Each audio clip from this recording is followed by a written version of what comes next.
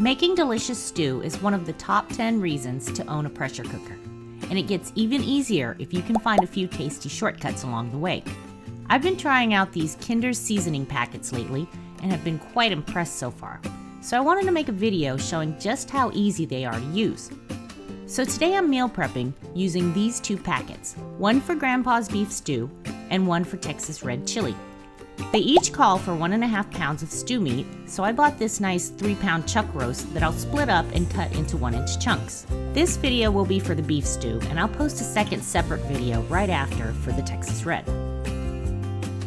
So here's 1.5 pounds of chuck roast, and I'm coating it with 2 tablespoons of all-purpose flour. Just tossing it around to coat all the pieces. Normally, I would sear these in the pot on sauté mode, but I'll follow the packet instructions and just add the meat in with all the other ingredients.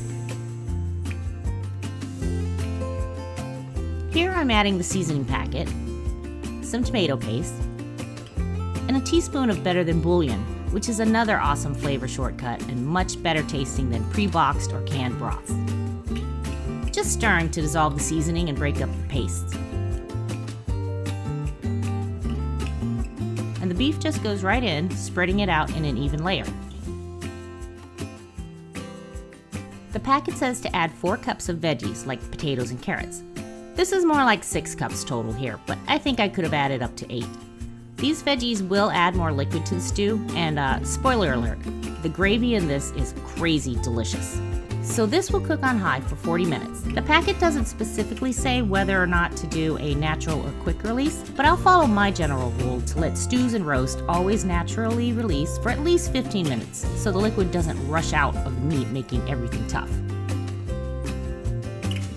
The meat came out so tender and flavorful, and the potatoes were soft without being mushy. The gravy is delicious and will thicken up if you let it sit out for a while.